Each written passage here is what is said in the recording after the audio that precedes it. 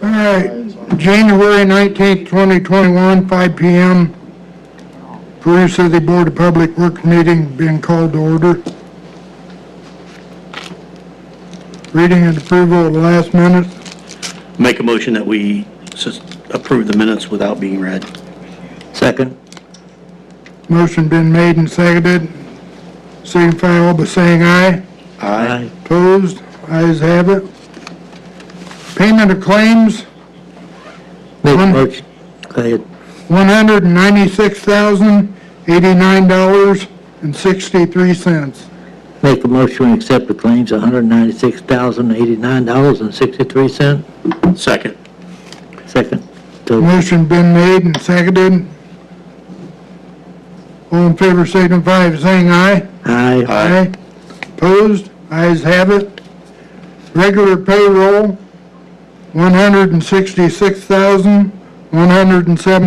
$166,117.70. Make a motion that we approve the payroll as submitted. Second. Motion been made and seconded. Signify by saying aye. Aye. Opposed? Ayes have it. And the biannual HAS deposit of $72,750. Make a motion to accept the annual HAS deposit at $72,750. Second. Motion been made and seconded. All in favor signify by saying aye. Aye. Opposed? Ayes have it. Old business. Under old business, be awarding the bids for the materials for 2021 construction. I make a motion that we award the bid for item 8, 10 through 17 to J.M. Reynolds Company, and items 1 and 2 to Gaunt and Sons, items 4 through 6 to Hanson Aggregates.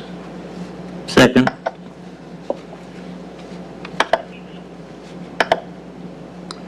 What is item 7 through 9? 7 through 9 were items that Series Solution or Country Mark would have normally bid on. However, they did not submit a bid to us. So at this point in time, we didn't have a bid yet for 7 through 9. Okay.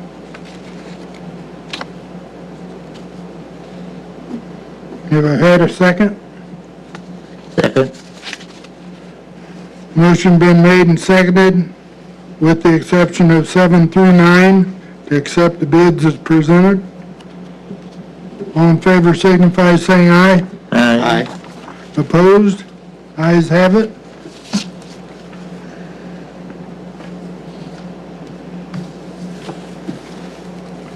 Seeing nothing else under old business, going on to new business. Chief Hawk? Mr. Mayor? Yes. Before we move on, I'd like to make a motion that we suspend the rules and consider changing the agenda to include a request by the city building department to sell some vacant properties that we've acquired.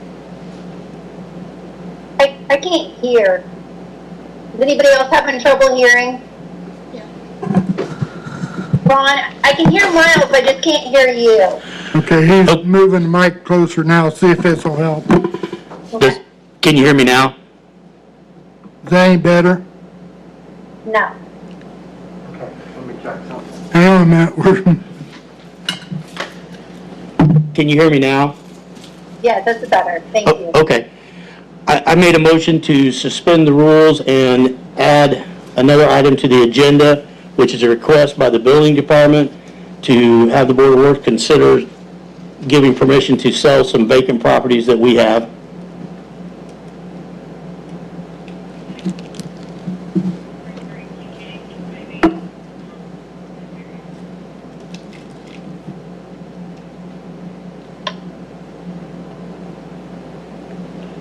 Need a motion and a second. Need a second? Second.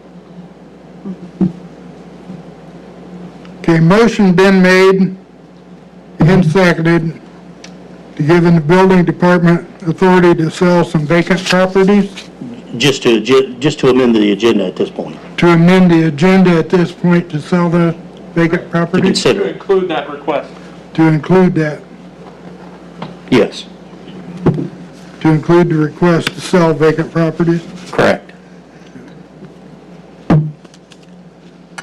All in favor signify by saying aye. Aye. Opposed? Ayes have it. Then I'd also like to make a motion that we approve the request by the building department to sell the vacant lots that are acquired by the city.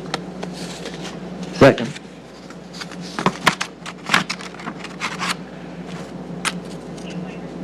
And just to be clear, before a vote's made, these are per Indiana Code 36-7, I couldn't hear what he just said. Okay. I'm speaking, Betsy, can you hear me better now? Right, yeah. Okay. And again, That's it. this is the city attorney. Dustin Kern. Per the Indiana Code, we're required to have the disposing agent's approval, the city board of works approval to dispose of this property. And it'll only be disposed of as allowed under the Indiana Code. Now, if it's acquired by tax sale, that's done one way. If it was acquired by a quitclaim deed, that's another process. But they all go out for bid, and it's all posted in the newspaper, and just the list that has been submitted on that request form.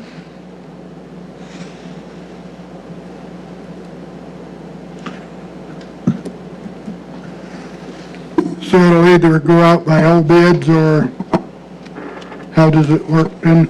So on some of them, it'll go out to the adjacent property owners. The other ones would be to the general public. And to have that posted on the city website, the Facebook, the list of properties, and the bid form is available for pickup in the office. And again, some of them are being mailed as per requirements for ordinances and statute.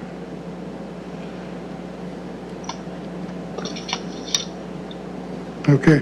And this is the way that all the vacant property's been handled prior Yes, to? yes.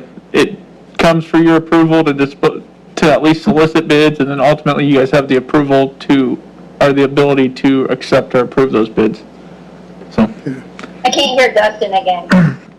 I said, ultimately, yes, the board has to give approval to solicit bids and to go and advertise these properties, and then it'll come back and to open the bids, accept the bids, award the bid to the most prudent bidder and the highest bid. It'll be going out to the highest bidder on the properties. And on the one specifically, everyone will have a chance to bid, and then once the bid is made, the highest bid is made known to all those who bid, and they will have a chance to submit a second bid. And again, that's all under Indiana Code, so. Correct.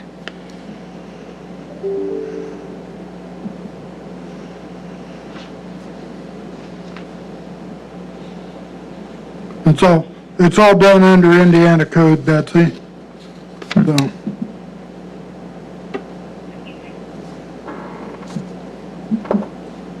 okay, now, We had a motion and Bill seconded. motion been made and seconded. Signify by saying aye. Aye. Opposed? Ayes have it.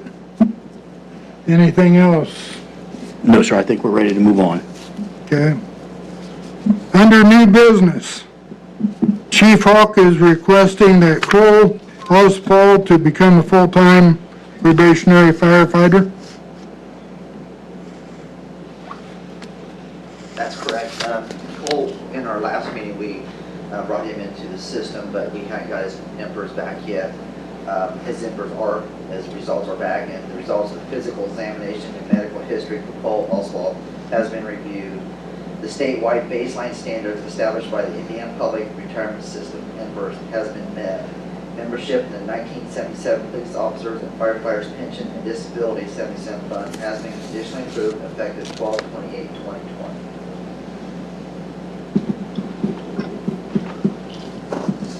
So that would have been his hiring date, 12/28/2020? That's his official, yes, that's what we're putting down as his start of his MPERS, 12/28. Okay, He was especially put on 2 days, I think, prior to that, right. but that's what they went back to. That's the date that they would give him. So That's if you remember, he's one that we had approved prior to last year's, provided that he met all the requirements. Were you able to hear Chief Hawk? Barely. I mean, it's really hard to hear. He's not talking very loud. Okay. What it is Cole is the one that we had agreed to hire back in December, provided that everything was passed through perf. It has all since passed, and now he wants him hired on as a regular probationary fireman. Great. I make a motion that we approve Chief Hawk's request. Second. Motion been made and seconded. All in favor signify by saying aye. Aye. Opposed, ayes have it. Next rule of order is Assistant Chief Matt Feller, on behalf of Peru Police Department, request to amend Peru Police Department General Order Number 7, the use of force, and to adopt Peru Police General Order Number 36, indoor range. Dan, do you have any? Matt's online. Matt, you online? Yes, I am. Okay. So there are two general orders, but with respect to General Order Number 7, which is our use of force, I think the copies that the board has should be a red line edition, so you should see what the actual amendments are. There are a couple of things that are in here that I'll note. President Trump signed an executive order in 2020 requiring police departments in the United States to officially ban the use of chokeholds. We have a mandate from the president, but we also have to submit this general order to the Indiana Law Enforcement Academy so that they can verify that we do indeed have this in place. If we don't do that, then the police department will no longer be eligible for any federal funding. While chokeholds have not been trained for our department, or we've not received any training for that, and specifically in our training in the past, it's always been, we've always been trained that chokeholds are not a suitable method, that we're not allowed to use them, but this is formalizing that. We also included a definition for de-escalation in there, and a requirement that our officers receive at least annual training for de-escalation techniques. So those are included in there. That's, again, the de-escalation is not mandated, but the prohibition of chokeholds, except in the, I guess, in the instance in which deadly force would be authorized. The other section that we had to amend was we no longer carry a Glock 9mm handgun. I think it's a model 43 is what we were using for all of our plainclothes officers and as backups. Those have since been replaced by 6-hour 9mm model 365. So we removed the model 43 Glock out of there and inserted the 6-hour 365 into that. Very end of that particular one, or that particular general order again covers training and adds a little more guidelines, specifically that we have to have de-escalation at least on an annual basis, and requires that all use of force training has to be documented. Were you guys only considering General Order 7 at this point, or did you want to talk about the other one? Do we need to do them one at a time, Dustin? I would go ahead and do them separate. Let's Do one. just do number 7 to start with. I make a motion that we approve General Order 7 as presented. Second. Motion's been made and seconded to approve General Order Number 7 as stated. All in favor signify by saying aye. Aye. Opposed? Ayes have it. Now we can go on to General Order Number 36. So General Order Number 36 is a brand new policy. This is actually coming at the request of our liability insurance company Mark Allen. The Peru Police Department has a firing range in the basement, indoors, completely self-contained. Our insurance company is requiring that we have a policy in place in order to maintain our insurance coverage. So what you see in front of you is the final draft of what we've come up with. We're pretty fortunate in Peru that we have our capability to do training indoors. Not a lot of police departments do. And actually, a lot of the police departments that we reached out to that do have indoor ranges don't have a policy. So this is literally flying by the seat of our pants and coming up hopefully with a good policy.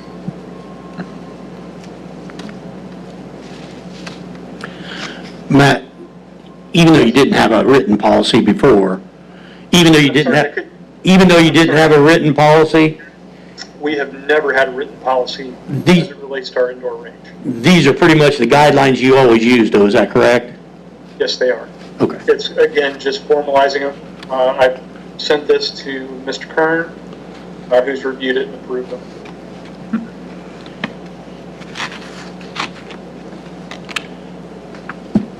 I'll make a motion that we approve General Order 36 as presented. Second. Motion been made and seconded to accept General Order 36 as presented. All those in favor signify by saying aye. Aye. Opposed? Ayes have it. Thank you, Matt. Thank you.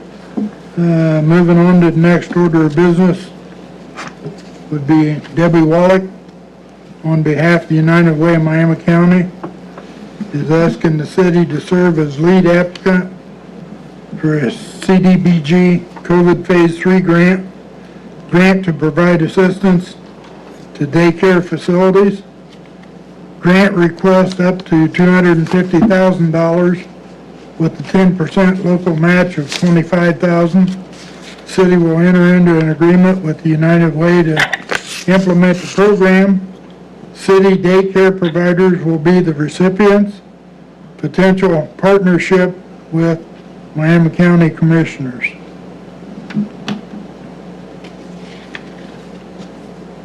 Debbie? Okay, sure. Thank you for letting me be on your agenda today. It seems like I've been coming back a lot. This time, I want to talk a little bit about the CDBG grant, so the county development grant. So on this with me today is Stephen Ray, so we're going to co-tag on this a little bit. So we know that child care providers have been hit hard with the COVID-19 crisis. So although the vast majority of child care providers opened back up in spring, some of them had to stay-home orders lifted. The daycare providers used some of their own money financially. Some of them lost money professionally and personally. So the CDBG grant opened this up for a development grant to help stabilize their businesses in a number of ways. One, to continue their regular paychecks for the staff and to maintain operations for their time period during this grant. This grant is to be used in 1 year, and the goal is to enroll 50 more child care in this system. So that will be our ultimate goal. Each provider must be a licensed provider or a ministry licensed provider. All staff will have to have a background consent, make sure they have a background check, and to be fingerprinted. That's going to be our ask of that. We're also going to make sure each daycare provider will be responsible for all the documentation for the funding at the year end. Also, each enrollment of each new family will have to be documented and show their income. Child care is the critical infrastructure that we have to make a significant investment in order for this recovery. So I think it's very important for the city and the county to have this investment. 56% of child care providers report of losing money by staying home. Moreover, 42% use their personal debit cards to pay for supplies and other items. So we know that child care providers have been really hit during this COVID time. So by doing this, we have a spreadsheet that I've worked on that shows the providers here in Miami County. And we looked at the daycares, and then we also looked at the preschools, because the daycare providers, we had to look at what their current capacity is and what is their capacity. Because we have to enroll 50 new children in the program. So our current capacity is 369, and then we can go to 488. We have to show that we can enroll 50 more children in low to moderate income, which is 51%. And we can see now there is a growth of 78, so we can doably add 50 more children. So we're asking for $250,000 from this grant. So when we look at salaries, we're looking at $323,240 out of those daycares and preschools. And that's just city, that isn't county. So then we look at operations, we also look at salary, and the total of that comes to $445,379. So there's a drastic need for sustainability, and so I think asking for $250,000 is not out of the means for them to look at us very carefully. But to be a competitive grant, we need those 10 points, and those 10 points would get us the $25,000 match of what we're asking from the city. So I'm going to turn this over to Stephen now and let him give you a little more explanation of how the grant would work through the city. Thanks, Debbie. Yep. It's a community development block grant through the Indiana Office of Community and Rural Affairs. It requires a unit of local government to serve as the lead applicant. So ultimately, the city would be responsible for the successful implementation of the program. The city would enter into a sub-recipient agreement with United Way, and basically just serve as a pass-through to United Way. United Way would, as Debbie mentioned, handle the implementation.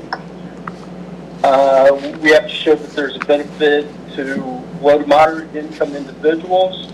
We do that by doing income intake documentation. At $5,000 per beneficiary, that's where we came up with the minimum number of 50 new clients. So if we hit that 50 target number, 26 of those would need to check the box below the low to moderate number on their intake documentation. Debbie mentioned that the program is a year-long program. This is the third phase of the COVID relief through the Office of Community and Rural Affairs. Very competitive process, and on top of the local match commitment, there's one other piece that is part of the scoring that is it's called regional collaboration. We would like to see the city and potentially the county working together on this particular project in order to maximize the competitiveness of the program. That's a 30,000-foot view of what it is and how it will work. If you have any questions, feel free to ask. There is a component of this that Miami County Economic Development is already having a project that they're looking at going to the county. And with that project, if they ask the county for the additional $25,000, then we'd be looking regionally having $50,000 going into this project, and we'd be coming up with more points, and we would look more favorably on the CDBG grant. So when he talks about regionally, I think that would look more favorably for us as a county than having just one project.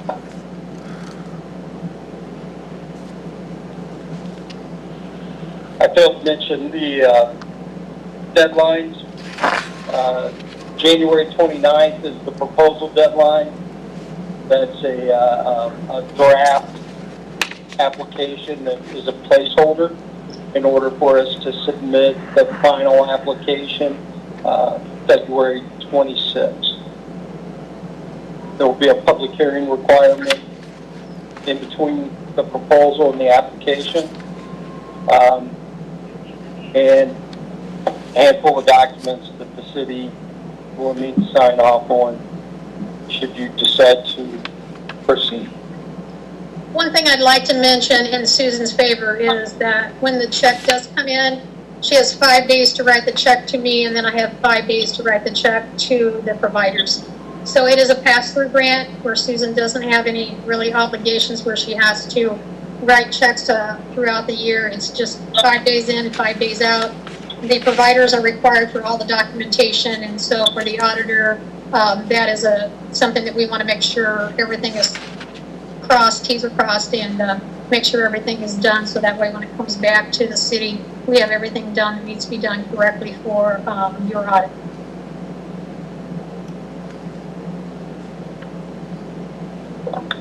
Stephen, do you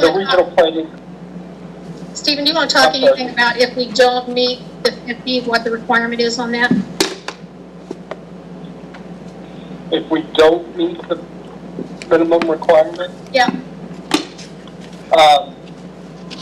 So potentially, if we fail to meet that 50 target number, or if we fail to meet the low to moderate requirement of 51%, there is a potential that there will be a payback of unused funds. That's something that's a bridge that we'll cross when we get there, if we get there. Basically, the Office of Community and Rural Affairs is not in the business of taking money away from communities. So they will work with us to the best of their ability within HUD requirements and rules and regulations to ensure that we don't have to pay any funds back. But there is that risk that if we fail to meet our targets, that we may have to return unused money. Okay. Is the money paid all up front, or is it paid out quarterly?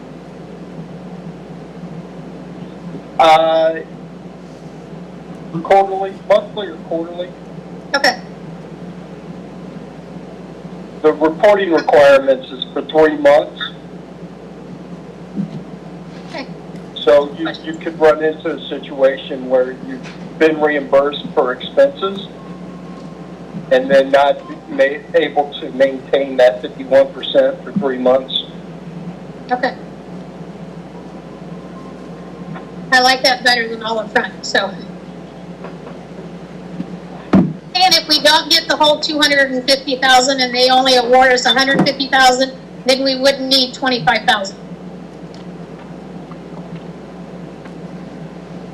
That is correct. So in the past rounds of their COVID funding, they've reduced the grant awards in order to maximize their available funding and spread it around amongst the communities throughout the state. So we could potentially see a reduced award and not receive the $250,000 request. Okay. Anyone have any questions for either one of us? One of the questions I have is the potential partnership with Miami County Commissioners. Has any of the commissioners jumped on board on this already, or what? It's really not. It's really not a partnership, is the way, Stephen. It's just a regional saying that the county is just coming together to get the points to show the regional for the CDBG grant. Is that right, Stephen? Yes. So Jim Tibbs got a potential project that the county's working on He's been in conversations with the county. I don't know who he's spoken with or to what level of detail.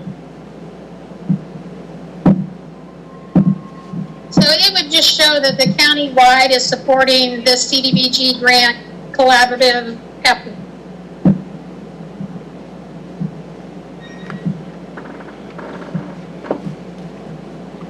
It could be all right to support it, but without actually putting any money down too, right?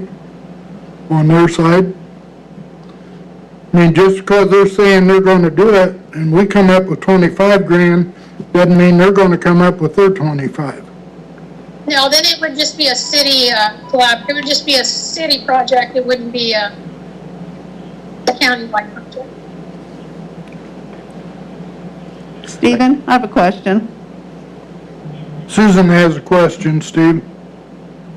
If we're a pass-through, in order to deposit that money, don't I have to have a fund set up for that and then have a separate resolution to be able to move that money and write it back out? Yes, you will have a separate line item in order to track those funds. I don't see how that's even possible to get that all set up in that time frame. Oh, I don't think it's going to come in that quick. I couldn't hear that last statement by Susan. Well, the Board of Works has to approve the payout and everything. You know, the Board of Just a Works- minute. Where the difficulty comes in at that is the 5-day turnaround's rather quick for once we accept the check, or once we receive the check, and then the Board of Works approval to pay that out at the payment of claims. The time frame is just very narrow. Is there any way to have that extended? That's their guidelines.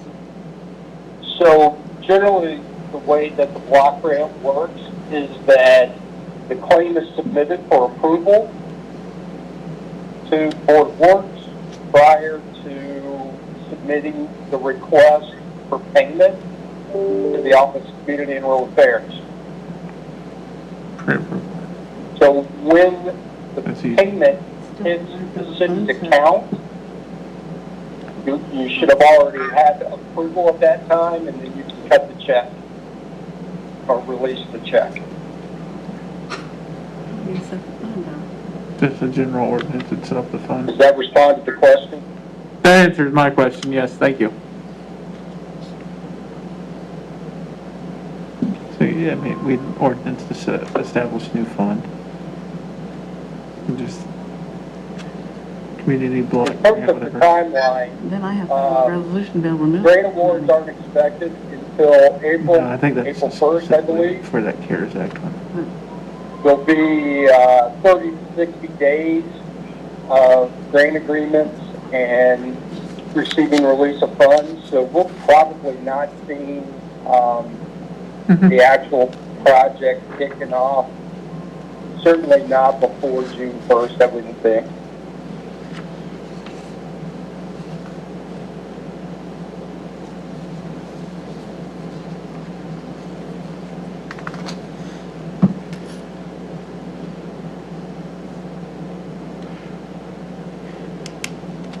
I have a question. Ron, go ahead. So if I'm understanding correctly, the $25,000 of the matching will get you some points as far as for scoring, and then there'll be some other points awarded for the collaboration between city and county, is that correct? Yes. So if we decided not to use taxpayer dollars to support private businesses, we could still support the idea of the grant by doing a collaboration with the county and get those points. Probably, but not private. Is that correct? That is correct. It's a very competitive process, and part of my job as the grant writer, grant administrator, is to help your project be as competitive as possible. Losing 10 points is a huge number.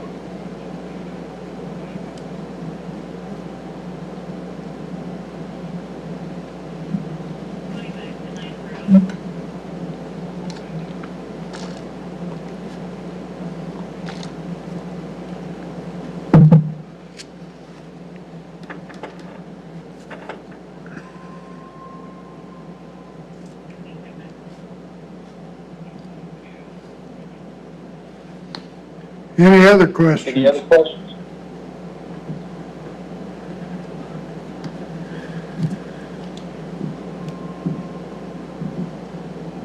Any recommendations?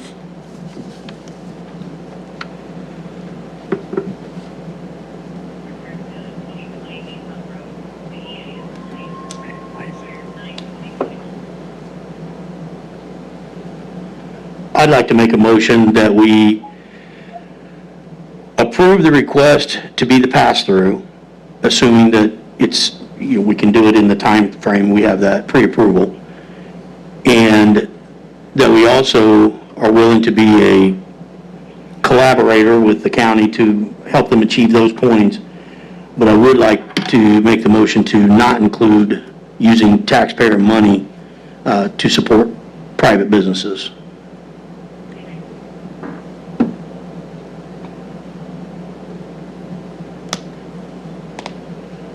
These businesses, can I speak? Pardon me? Can I speak for a second? Sure. Okay. These are preschools that are in the school systems. Some of them are in the school systems, some of them are not in the school systems. So some of them aren't private. So I just kind of wanted just to give you that heads up too. Okay. Thank you for your motion.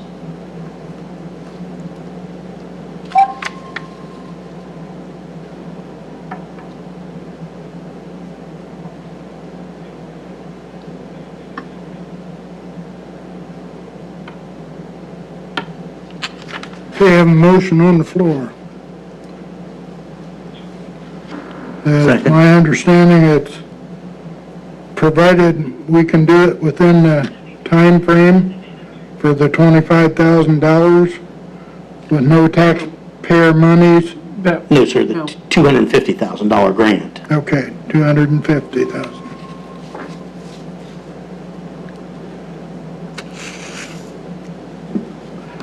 Provided no taxpayer money be used for businesses, correct? Yes, but I also want to include that we are willing to be listed as a collaborator, as a supporter of the program, along with the county to help them get those points. Okay.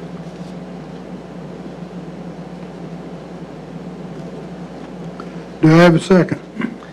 Second. All in favor, signify by saying aye. Aye. Opposed? Ayes have it.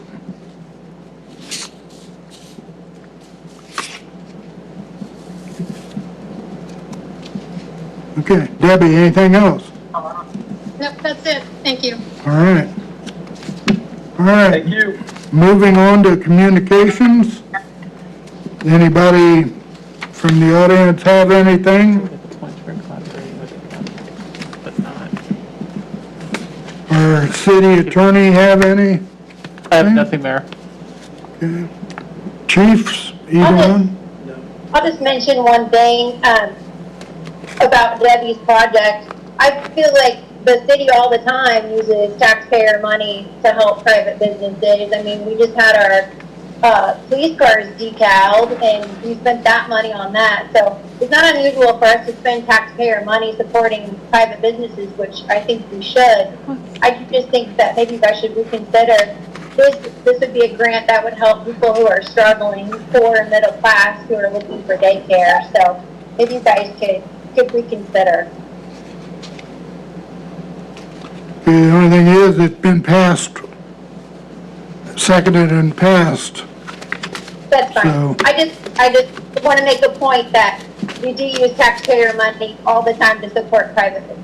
I understand that. I don't get a vote on Board of Works, of course, but So- I am your liaison, and Well, so we with do- your communications, we I think it's do. important to. We do that. appreciate your views too, because, I can't hear you? I said, we do appreciate your views too. Okay. And appreciate the benefits of you coming to all the meetings like you're supposed to. So, nothing else from the good of the order, we're up for adjournment. Motion to adjourn. Second. Motion been made and seconded to adjourn, all in favor signify by saying aye. Aye. Ayes have it,